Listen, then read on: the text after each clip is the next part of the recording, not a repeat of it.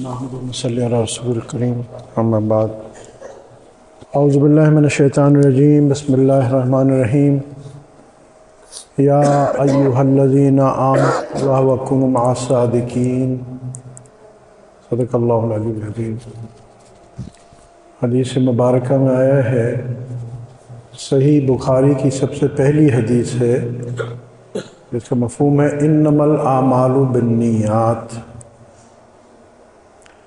بس دو نقطے، لمبی بات نہیں، دو نقطے عرض کرنے۔ سب سے پہلا تو اس مسجد اور دولت پور کے حوالے سے نقطہ ہے۔ ہم لوگ اپنا گھر کہیں بنانا چاہتے ہیں تو دیکھتے ہیں کہ ہمارا پسندیدہ محلہ کہاں ہے۔ اپنی جگہ اگر ہم کو بنانا چاہتے ہیں تو ہم دیکھتے ہیں کہ اس جگہ کی حیت کیسی ہے، آس پاس کیسے لوگ رہتے ہیں۔ ہم چاہتے ہیں کہ اچھے لوگوں میں وہ بنے، اعلیٰ جگہ میں بنے، جو جگہ ہمیں پسند ہے اس میں بنے۔ کوئی آدمی اس جگہ میں گھر نہیں بنائے گا کہ جو جگہ اس کو پسند نہیں ہے اس میں وہ گھر نہیں بناتا، اور وہ دیکھتا ہے کہ کس قسم کے ہمسائے ہیں۔ برے لوگوں میں کوئی گھر بنانا پسند نہیں کرتا۔ تو پہلے گھر بنانے والا جگہ کو قبولیت عطا اپنے ذہن میں وہ قبول کرتا ہے، پسند کرتا ہے، پھر وہ گھر بناتا ہے، وہ جگہ چنتا ہے اور گھر بناتا ہے۔ تو پہلی بات تو یہ ہے کہ بہت بڑی، اب یہ اشعار میں جو ہمارے حافظ عبدالقیوم صاحب نے پڑھے نا، کہ واقعی یہ دولت پور کے پورے علاقے کے لیے بہت خوش نصیبی ہے کہ اللہ سبحانہ تعالیٰ نے اس خطے میں ایسی عالی شان اپنا گھر بنایا ہے۔ یہ آپ نے، میں نے، قاری صاحب نے، اللہ جس کو چاہتا ہے ذریعہ بنا لیتا ہے، مگر فاعل حقیقی کرنے والی ذات کون سی؟ اللہ کی ہے نا۔ قرآن میں اللہ پاک کہتے ہیں واللہ غالب علی امرہ ولکن اکثر الناس لا یعلمون۔ اللہ اپنے ہر امر پر غالب ہے مگر اکثر لوگ سمجھتے نہیں۔ ایک بزرگ، بہت پرانی بات عرض کر رہا ہوں، کراچی تشریف لائے، بہت پرانی بات عرض کر رہا ہوں، تو وہاں اپنے جامع علوم اسلامیہ بنوری ٹاؤن نام سنا ہوگا۔ اب تو بڑا آباد علاقہ ہے، میں پہلے اتنا آباد نہیں تھا، اتنے لوگ واقف نہیں تھے، تو بہت بڑے اللہ والے تھے۔ جب وہ بنوری ٹاؤن سے گاڑی میں گزر رہے تھے تو انہوں نے کسی سے پوچھا کہ یہ عمارت اس کے اندر کیا ہے، کون سی جگہ ہے؟ تو انہوں نے کہا حضرت یہ علامہ بنوری رحمۃ اللہ علیہ نے مدرسہ ایک بنایا ہے، جامع علوم اسلامیہ۔ انہوں نے کہا کہ تبھی میں اس جگہ پہ اتنا فرشتوں کا نزول دیکھتا ہوں، اللہ اکبر۔ پھر ایک بزرگ فرما رہے تھے کہ اللہ پاک جب جلال میں آتے ہیں اور ہمارے گناہ سارے دیکھتے ہیں تو وہ ارادہ کرتے ہیں کہ میں اس بستی کو تباہ کر دوں گا، اس شہر کو تباہ کر دوں گا۔ آپ خود دیکھیں ہمارے اعمال کیا ہیں آج کل، نہ ظاہر صاف نہ باطن صاف۔ مگر پھر اللہ پاک جب ان مساجد کو دیکھتے ہیں اور پھر مدارس کو دیکھتے ہیں۔ اچھا یہ بھی ایک عجیب نکتہ آپ سے بتاؤں، مسجد ہے اللہ کا گھر، اور انشاءاللہ اللہ نے چاہا تو قاری صاحب جس طرح فرما بھی رہے تھے کہ انشاءاللہ یہاں ایک مدرسہ بھی بنے گا انشاءاللہ۔ اور مدرسے میں کیا کہتے ہیں، یہ جو طلباء ہیں یہ کون ہیں؟ رسول اللہ صلی اللہ علیہ وسلم۔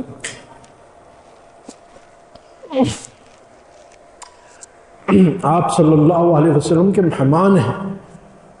آپ سوچو جس بستی میں، جس شہر میں، اس دولت پور میں اللہ پاک نے اپنا ایسا گھر بنایا ہے، عام طور پہ یہ اللہ کا بڑا شکر ادا کریں کہ ایسا اتنی، الحمدللہ اللہ پاک اس کو نظر بد سے بچائے، اتنی خوبصورت مسجد۔ اللہ کا ہر گھر پیارا ہے بے شک، مگر اتنے اخلاص سے اور اتنی خوبصورت اور اتنی وسیع پورے میرے خیال اس علاقے میں اور بھی سب مسجدیں جو ہیں وہ قابل قدر ہیں، اس سے میں بات نہیں کر رہا ہوں، مگر یہ اللہ کا کیسا اس جگہ کو، اس زمین کو اللہ نے کیسی قبولیت دی ہے، اور دولت پور کو کیسی قبولیت دی ہے۔ یہ کسی اور جگہ بھی تو بن سکتا تھا نا، یہ قاضی احمد میں بھی بن سکتا تھا، حلانی میں بھی بن سکتا تھا، کہیں بھی بن سکتا تھا، مگر اللہ نے اس جگہ کو چنا۔ یہ سمجھو آپ، واللہ غالب علی امرہ ولکن اکثر الناس لا یعلمون، اللہ نے اس جگہ کو چنا۔ اور پھر ایک ایک چیز میں نقطہ صرف آپ کو بتا رہا ہوں، اور یہ دوسری چیز جو میں نے حدیث مبارکہ آپ کے سامنے پڑھی، تو صحیح بخاری کی سب سے پہلی حدیث ہے، اور آپ نے کئی بار سنی ہے کہ اعمال کا دارالمدار نیت پہ ہے۔ اس کے کیا مطلب ہے؟ مٹھاس بھی عمل میں، نورانیت بھی عمل میں نیت سے آتی ہے۔ کیا ہوا؟ جو منافقین نے مسجد بنائی تھی، پہلی مسجد جو مدینہ منورہ کے قریب، اور پھر کیا حکم آیا اللہ پاک کی طرف سے کہ آپ یہ منافقوں کی جو عالیشان مسجد اس کو چھوڑ دیجیے اور اس مسجد میں جائیے جو اخلاص کی بنیاد پہ پڑی گئی۔ پھر دیکھو یہ ہر آدمی کا اخلاص ہے، اور اللہ پاک نے پہلے ان دلوں کو چنا ہے۔ یہ میں آپ کو مبارکباد دے رہا ہوں، آپ سب پہلے آپ کے پورے دولت پور والوں کو اللہ نے چنا ہے، اللہ کی آپ پہ رحمت ہوئی ہے، اور اس بات کی دلیل ہے کہ اللہ آپ سے اتنی محبت کرتا ہے کہ اللہ نے یہ فیصلہ فرما دیا کہ یہ میرا گھر ہوگا اور میں دولت پور میں بناؤں گا اور ایسا عالی شان بناؤں گا۔ اور پھر اللہ پاک نے کچھ قلوب کو اس کی خدمت کے لیے چنا۔ اس میں ضروری نہیں کہ کسی نے کوئی پتھر اٹھائے ہوں یا پیسہ دیا ہو، بہت سارے لوگ ہوں گے جنہوں نے اس کے لیے دعائیں کی ہوں گی، بہت سارے لوگ ہوں گے جو اب اس میں نماز پڑھیں گے، اور جب ان کو یہ سہولیات ہوں گی وہ اس پہ کیا کہیں گے؟ الحمدللہ، اللہ کی حمد بیان کریں گے۔ ہم اس کو ذکر کو بڑا معمولی سمجھتے ہیں، اب ہمارے الحمدللہ کہنے سے کیا ہوگا، چلو بھائی وہ ہمیں نیکی مل جائے گی، نہیں، اللہ کی کبریائی بیان ہوگی۔ یہ مسجد، اللہ کے گھر ایسے ہوتے ہیں کہ یہ نیکیوں کو اکساتے ہیں۔ تو بہرحال ایک نقطہ پہلے عرض کر دوں کہ جس اللہ نے کسی دل کو چنا اور کچھ قلوبوں کو چنا، ان کو یہ زمین دی، ان کو کس نے دی؟ اللہ نے دی نا، دینے والی ذات، تو یاد رکھنا کرنے والی ذات اس کی ہے، مگر جس سے وہ محبت کرتا ہے اس کو کہتا ہے کہ بندے میں تجھے زمین دے رہا ہوں۔ بہت اچھا، الحمدللہ۔ عام آدمی اگر کوئی اپنا گھر بناتا ہے، جب وہ مر جاتا ہے اس کی زمین ختم، اب وہ رسا کو چلی گئی، یا وہ کہتے ہیں کہ جی یہ تو کل روڈ بن گیا، چلو گھر ٹوٹ ٹاٹ گیا، ختم۔ مگر یہ وہ جگہ ہے یہاں اللہ پاک نے جس کو زمین دی، جن حضرات کو اللہ کو ان سے اتنی محبت کی تھی کہ اللہ پاک نے کہا کہ یہ میرے بندے ہیں، میں ان کو زمین دوں گا بھی میں، اور پھر ان کے دل میں یہ ڈال دوں گا کہ یہ میرے گھر کے لیے وقف کر دے تاکہ میں ان کو جنت میں گھر دے دوں۔ غالباً حدیث شریف میں آتا ہے، اگر میں غلط ہوں شاید میری یادداشت نہیں آ رہی، کہ آتا ہے کہ جس نے مسجد بنائی اللہ نے اس کا جنت میں گھر بنا دیا، بنائے گا نہیں، قیامت میں دے گا نہیں، بنا دیا، یعنی گزر گیا، بنا دیا۔ تو جس نے اس اللہ کے گھر میں جیسے بھی معاونت کی انشاءاللہ، چاہے اس نے دعا کے طور پہ کی ہو، چاہے اس نے کوئی اس کی خیر کی کاوش کی ہو، چاہے اس نے زمین دی ہو، چاہے اس کے لیے بھاگا دوڑی کی ہو، سب کے لیے انشاءاللہ اللہ کے خزانے بہت وسیع ہے، رحمت الہی بہانہ میں جو ہے اللہ پاک، میرا تو یہ یقین ہے، گمان نہیں ہے، یقین ہے واللہ کہ جتنے اللہ پاک کی، جتنے آپ لوگ بیٹھے ہو اور علاقے والے اور جنہوں نے کوشش کی اور اب نمازیں پڑھیں گے انشاءاللہ اللہ نے سب کا گھر بنا دیا، اللہ نے سب کا گھر بنا دیا، صرف قاری صاحب کا نہیں، مولانا کامران صاحب کا نہیں، آپ سب کا۔ کتنی بڑی نعمت ہوئی ہے۔ اچھا، جب آدمی جہاں گھر بناتا ہے تو وہ کیا کہتا ہے، اس علاقے کی حفاظت کرتا ہے نا۔ کوئی بڑا آدمی اپنا گھر بناتا ہے تو پھر وہ حفاظت کے بھی بندوبست کرتا ہے، بھائی میرے علاقے میں کوئی گڑبڑ نہیں ہو، میرا علاقے میں امن ہو، چین ہو، سکون ہو۔ تو جب اللہ نے یہاں گھر بنایا تو اس کا کیا مطلب ہے کہ اللہ کے فضل سے انشاءاللہ اب اس پورے علاقے میں سکون ہوگا، محبت ہوگی، بھائی چارہ ہوگا، یکجہتی ہوگی، ایکا ہوگا۔ تو آخرت تو آپ کو ملی مگر اس کی برکت سے آپ کی دنیا بھی الحمدللہ سنور جائے گی۔ ایسا بڑی نعمت۔ اور آپ یہ خود دیکھو، میں خدا نخواستہ سارے اللہ کے گھر ہیں، مگر آپ خود دیکھو کہ یہ اللہ پاک نے نعمت آپ کو عطا فرمائی، کیسے عالم الغیب سے لوگوں کے دلوں میں ڈالا اور اسباب مہیا کی، اتنی خوبصورت دیکھو، اتنا ہم سکون سے بیٹھے، آرام سے بیٹھے، اللہ کی یاد میں بیٹھے ہیں۔ اللہ نے اپنی یاد کی اچھا یہ جگہ اب اللہ کی یاد سے شروع اجاگر ہو گئی، اور الحمدللہ آپ تو خود دیکھتے ہیں، میں تو ابھی سنی بات کر رہا ہوں مگر آپ نے تو دیکھا ہے، مجھے تو جو قاری صاحب نے بتاتے رہے ہیں شروع سے کہ الحمدللہ جب یہ مسجد تعمیر ہی ہو رہی تھی، وہ ماشاءاللہ جماعتوں کی آمد شروع ہو گئی، پچھلے سال بھی تراویح شروع ہو گئی۔ اس جگہ کی کتنی قبولیت ہے، یہ دیکھیں، بعض جگہ بن جاتی ہے مگر قبولیت حاصل نہیں ہوتی۔ اس جگہ کی اس کا کیا مطلب ہے کہ الحمدللہ جن حضرات میں بھی، میں نام نہیں لیتا ہوں، نام لینے کی کیا ضرورت ہے، جس کے لیے کیا وہ دیکھ رہا ہے، اور سارے لوگوں کے لیے، آپ سب کے لیے قبولیت کی نشانی ہے کہ یہ الحمدللہ مسجد آپ کی اللہ نے آباد قبول کی ہے، تو سارے اللہ والوں کے دل میں بھی اس کی محبت ڈالی ہے، ہمارے سارے تبلیغ کے ساتھیوں کے دل میں، سب دین کی کاوشوں کرنے والوں میں، سب علماء صلحاء ہر جگہ عوام میں خواص میں اس کی محبت ڈال دی، اس کا تعلق ڈال دیا، اس جگہ کی قبولیت کی نشانی۔ دیکھو ہم تو چلے جائیں گے، جس نے یہ مسجد بنائی، اس میں تعاون کیا، زمین دی، سب مر جائیں گے، مگر الحمدللہ یہ یہاں تک کہ ان کے اپنے گھر وہ بھی ان کے ہاتھ سے نکل جائیں گے، آنکھیں بند سب نکل گیا، مگر کیا رہے گا؟ کیا یہ مسجد رہے گی، ان کے لیے قیامت تک صدقہ جاریہ رہے گا۔ اور یہ مسجد عجیب، اس کی آپ ذرا ایک منٹ گہرائی سوچنا نا، ایک نقطہ آپ سے تو مسئلہ یہ آتا ہے کہ مسجد جو ہوتی ہے وہ زمین سے لے کے آسمان تک مسجد ہوتی ہے۔ یہ عجیب نقطہ ہے۔ اب اس کے اوپر آپ بولو میں کوئی فلیٹ بنا دیتا ہوں، گھر بنا دیتا ہوں، کسی کو دکان بنا دیتا ہوں، جائز نہیں ہے، ایسے ہی نہ کرے سر۔ تو آپ ایک نقطہ تو میں آپ فقہی بات نہیں کر رہا ہوں، میں تو یہ جانتا نہیں بات ہے، صرف یہ سوچو کہ اللہ کے نزدیک میں یہ مسجد اتنی بڑی نہیں، آسمان تک جاری ہے، اللہ کے عرش تک یہ مسجد جاری ہے۔ تو یوں سمجھو کہ اللہ کی رحمتوں کے نے اس مسجد کو ڈھانپ لیا ہے، تو اللہ کی رحمت جب مسجد کو ڈھانپے گی تو کیا جب بارش برستی تو کیا صرف ایک جگہ برستی؟ اس کی رحمت تو پورے علاقے پہ برسے گی نا۔ اللہ اکبر، اللہ اکبر۔ یہ آپ لوگوں کا بھی احساس نہیں ہے، آپ کو وقت بتائے گا کہ یہ مسجد کے یہ ایسے کھوٹے ہیں کہ اس کی وجہ سے فتنے ٹلتے ہیں، عذابات ٹلتے ہیں، مصائب ٹلتے ہیں، الحمدللہ۔ پھر جس ایک مسجد ہے اللہ کا گھر، دوسرا اللہ نے چاہا انشاءاللہ تو یہاں جب مدرسہ بنے گا، اور مدرسہ ہوگا بھی شاید کہ نہیں ہے تو بن جائے گا، اور قال اللہ تعالیٰ اور قال رسول اللہ صلی اللہ علیہ وسلم کی آوازیں یہاں آئیں گی، تو وہ طلباء یا وہ حفظ کر رہے ہیں، ناظرہ جو بھی ہے، طلباء جو ہیں وہ اللہ کے رسول صلی اللہ علیہ وسلم کے مہمان ہیں۔ اس کا ایک مطلب کیا ہے؟ ہمیں یعنی ویسے تو ہم کہتے ہیں مگر اس کا حقیقی مطلب کیا ہے؟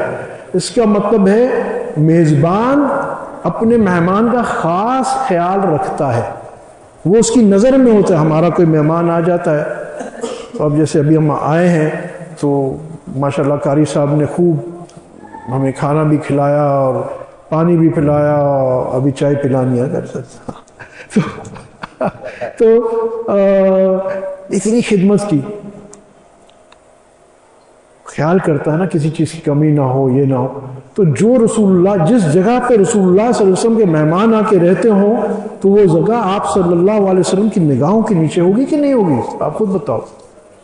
اللہ پاک لفاظی تو نہیں کرتا نا، یہ حقیقت ہے نا۔ جب رسول اللہ صلی اللہ علیہ وسلم کے مہمان جہاں رہ رہے ہوں گے تو اللہ پاک کی نظر کرم بھی ہوگی کہ میرے محبوب کے مہمان ہیں، اللہ اکبر۔ آپ صلی اللہ علیہ وسلم کو کوئی پہچانتا نہیں ہے، بعد از خدا بزرگ تو ہی۔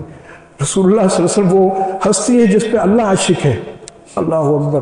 ہم کہتے ہیں یا اللہ تو ہمیں مل جا، تو ہم سے راضی ہو جا، تو ہم سے راضی ہو جا، اور اللہ کہتا ہے محبوب ہم آپ کو راضی کر کے رہیں گے۔ اللہ اکبر، اللہ اکبر، اللہ اکبر۔ جس محبوب کی ایک ایک ادا، یہ جو جب قبلہ تبدیل ہوتا ہے تو کیا ہے، اللہ پاک قرآن میں کیا فرماتے ہیں، جس کا مفہوم ہے کہ محبوب ہم آپ کی اٹھی ہوئی نظریں دیکھتے تھے۔ اللہ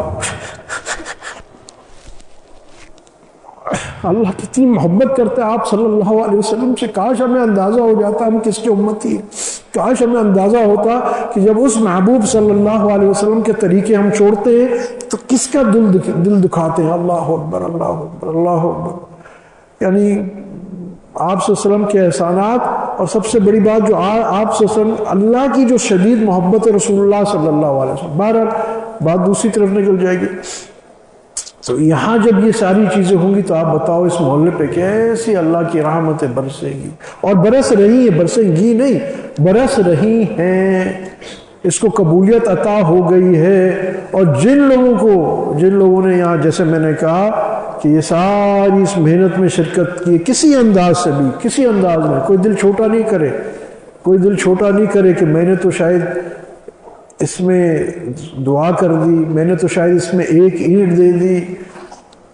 انما الاعمال، جو تمہارا جتنا اخلاص ہوگا اللہ کے یہاں اتنی قبولیت ہے۔ اللہ تعداد نہیں دیکھتا، اللہ دلوں کو دیکھتا ہے، تو دل کوئی چھوٹا نہ کرے۔ ہاں جس کو جتنی بڑی سعادت دی اس پہ اور شکر کرے۔ اور جیسے میں نے کہا تو جو آ رہا ہے کہ اللہ کہتا ہے، اللہ پاک فرمائے میں نے اس کا گھر، حدیث میں آتا ہے کہ اس کا گھر بنا دیا۔ تو جس کا جنت میں گھر ہے، اب آپ ایک نقطہ اور میں عرض کر دوں کہ جس کا اللہ نے جنت میں گھر بنا دیا تو اس کا مطلب ہے وہ کامیاب انسان ہے۔ کیوں؟ قرآن کیا کہتا ہے؟ تحقیق مفہوم ہے کہ تحقیق کامیاب ہوا وہ شخص جو جہنم سے بچا لیا گیا اور جنت تک پہنچا دیا گیا۔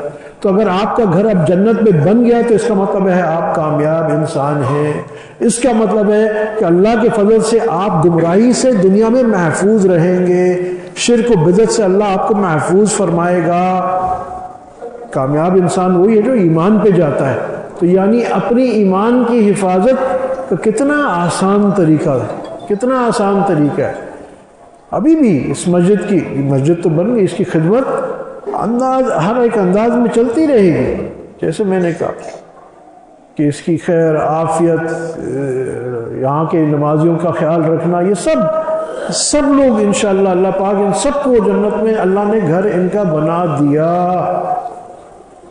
تو اب جب وہ کامیاب انسان ہے انشاءاللہ وہ دیکھے گا اس کے گھر میں بچوں کے ساتھ ہر جگہ اس کو سکون ملے گا۔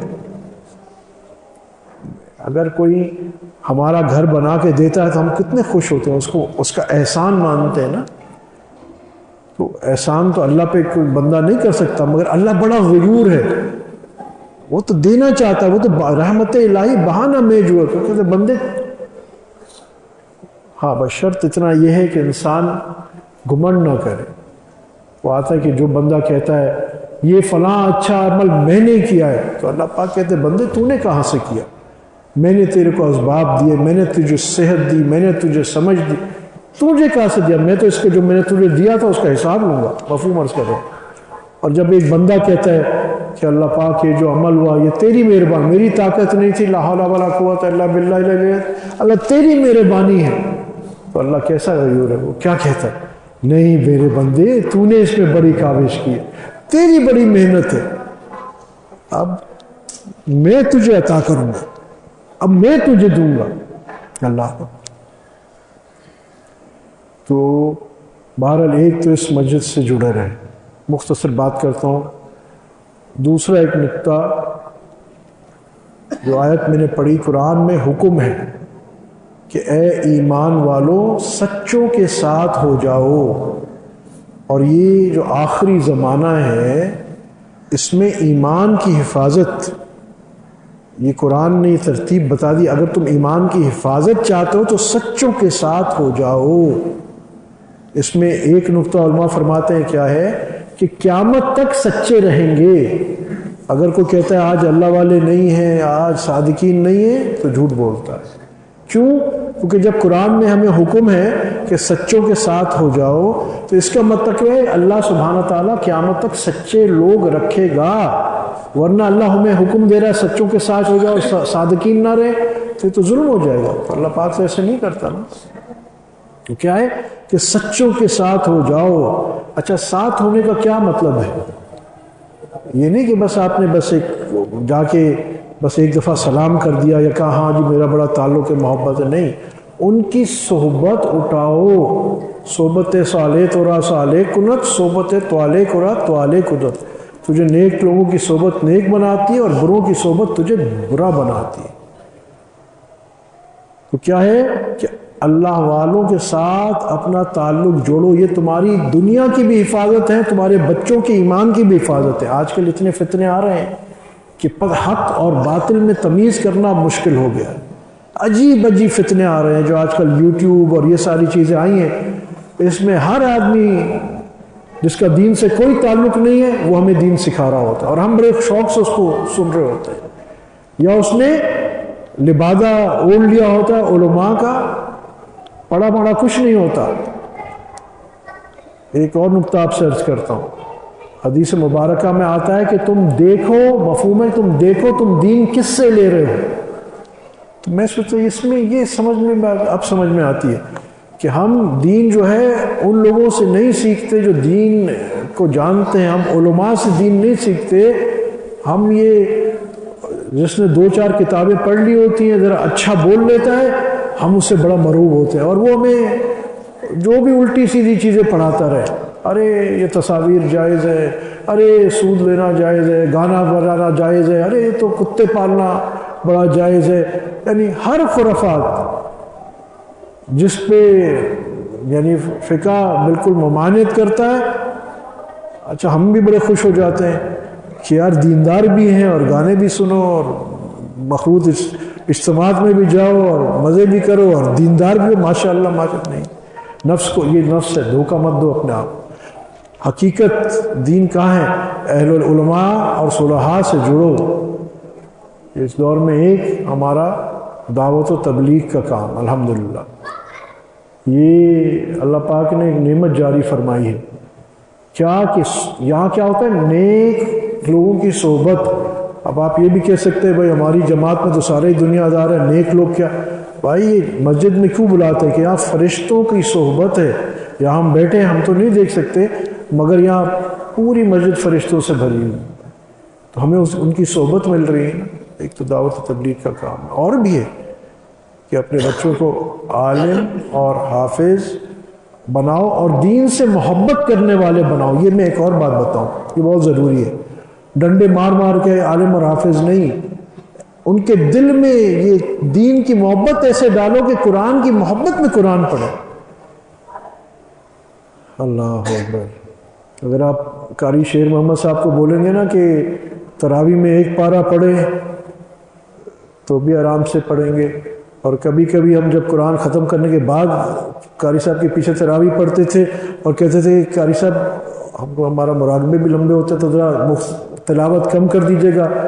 تو اللہ کے فضل سے وہ بھی گھنٹے سے پہلے تراویح ختم نہیں ہوتی. الحمدللہ ایسے انہاق سے سکون سے.